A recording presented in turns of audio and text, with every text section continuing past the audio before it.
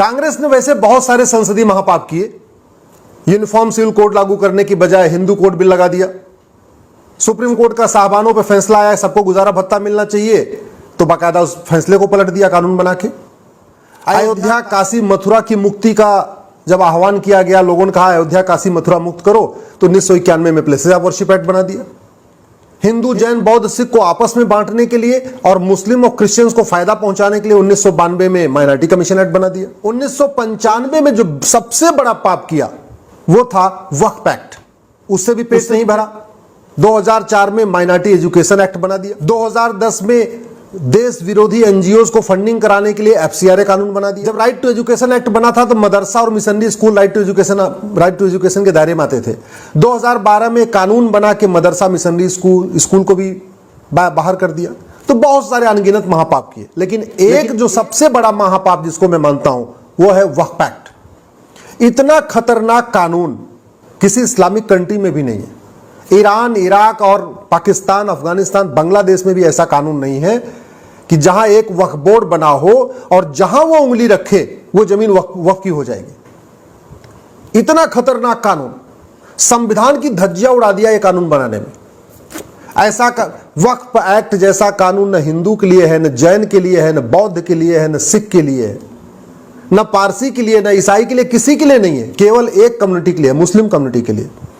और इसी कानून का दुरुपयोग करके वक्फ बोर्ड भारत में रेलवे और डिफेंस के बाद सबसे ज्यादा प्रॉपर्टी का मालिक बन गया है। सबसे ज्यादा प्रॉपर्टी इस समय रेलवे और डिफेंस के बाद वक्फ बोर्ड के पास है। इतनी पावर दे दिया है कि अगर वो सुप्रीम कोर्ट के कंपाउंड पे अपना दावा ठोक दे तो सुप्रीम कोर्ट के रजिस्ट्रार जनरल कोर्ट नहीं जा सकते, बल्कि उनको भी वक्फ बोर्ड के सामने पेश होना पड़ेगा। अगर वक्फ बोर्ड राष्ट्रपति भवन का जो मुगल गार्डन था उसको कह दे ये वक्फी प्रॉपर्टी है, तो राष्ट्रपति भवन के अधिकारी कोर्ट नहीं जा सकते उसके नोटिस के खिलाफ, उनको भी वक्फ बोर्ड के सामने पेश होना पड़ेगा। इतना पावरफुल है। इस कानून को मैंने दिल्ली हाई कोर्ट में चैलेंज किया है। केंद्र सरकार ने यह बताया है कि अब पूरे देश में 120 PIL आ चुकी है। इसके लिए मैं इस देश के जागरूक हिंदुओं को धन्यवाद देता हूं। हिंदू का मतलब हिंदू, जैन, बौद्ध, सिख, जिन्होंने भी 120 PIL फाइल किया। मुझे सबके बारे में नहीं पता किसने किसने PIL फाइल किया, लेकिन जिसने भी इस कानून के खिलाफ PIL फाइल किया उन सबको मैं धन्यवाद देता हूं कि कम से कम इस घटिया कानून के खिलाफ पूरे देश में 120 पिटीशन आ चुके हैं। दिल्ली हाई कोर्ट ने केंद्र सरकार को 4 सप्ताह का समय दिया है। 7 अक्टूबर को इसकी फाइनल हियरिंग की डेट फिक्स कर दिया है। उन्होंने कहा है आपको जो इस पे स्टेप जवाब दाखिल करना 4 हफ्ते के अंदर जवाब दाखिल कर दीजिए। इस कानून का दुरुपयोग कैसे हो रहा है समझिए आप। भोपाल जो मध्य प्रदेश की राजधानी है, वहां से झबुआ 700 किलोमीटर दूर है। झबुआ में आदिवासी रहते हैं। ये वक्फ बोर्ड के लोग जाते हैं, आदिवासियों को कहते हैं ये जमीन वक्फ की है।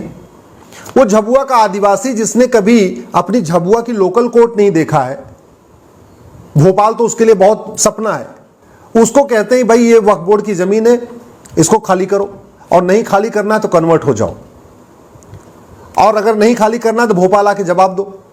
तो मजबूरी में आदिवासी क्या करे, अपनी जमीन बचाने के लिए कन्वर्ट हो जाता है। इस तरीके से कन्वर्जन का खेल चल रहा है। यह वक्फ बोर्ड एक दूसरा और काम भी करता है।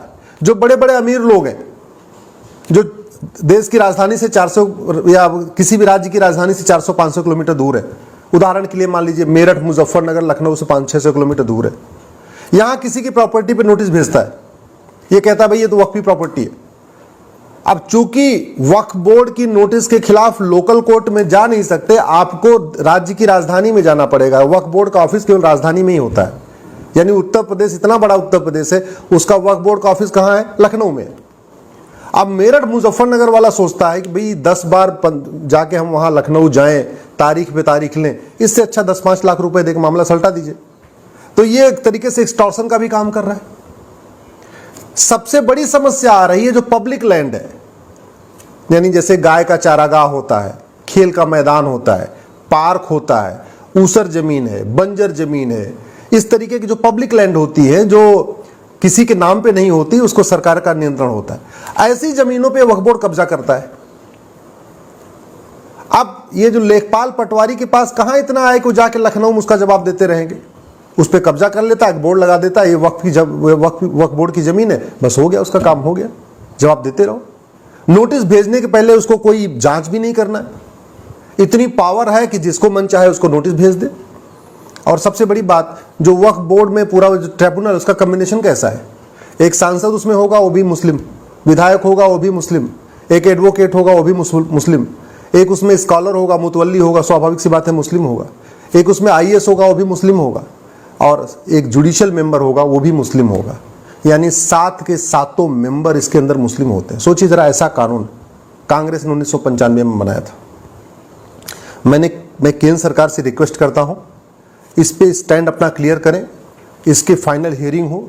जब ये कानून पर डे हिंदू, जैन, बौद्ध, सिख की जमीनों पे कब्जा कर रहा है, इस कानून के जरिए एक्सटॉर्शन हो रहा है, इस वक्फ एक्ट कानून का दुरुपयोग करके धर्मांतरण हो रहा है, इस वक्फ बोर्ड कानून के जरिए एक तरीके से सरकारी जमीनों पे कब्जा हो रहा है। और एक बात और मैं बता दूं, ये वक्फ बोर्ड की जमीनों पे घुसपैठी आके रह रहे हैं। ये वक्फ बोर्ड की जो जमीनें हैं, उन जमीनों को, ये सरकारी जमीन को कब्जा कर रहा है और वहां पे रोहिंग्या बांग्लादेशियों को बसाता है। ये भी काम हो रहा है।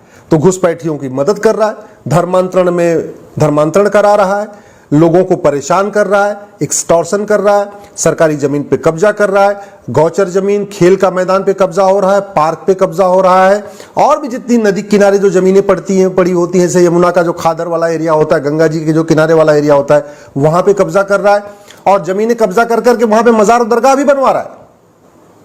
भारत में ये सारा का सारा खेल वक्फ कानून का उपयोग करके हो रहा है, दुरुपयोग करके हो रहा है। और इस कानून को बनाया गया पार्लियामेंट में। इसीलिए कहता हूं ये संसदीय महापाप है। संसदीय पाप तो है, 1991 का प्लेसेस ऑफ वर्शिप एक्ट पाप है, 1992 का जो माइनॉरिटी कमीशन एक्ट है पाप है, FCRA पाप है, 2012 में जो कानून बना के मदरसा में मिशनरी स्कूल को बाहर निकाला वो भी पाप है, साबानों का फैसला बदलने के लिए कानून बनाया वो भी पाप है। लेकिन ये वक्फ एक्ट महापाप है, क्योंकि पूरी तरीके से ये भारत के संविधान की धज्जियां उड़ा रहा है। आर्टिकल 14 जो कहता है equality before law, equal protection of law, उसकी धज्जियां उड़ा रहा है।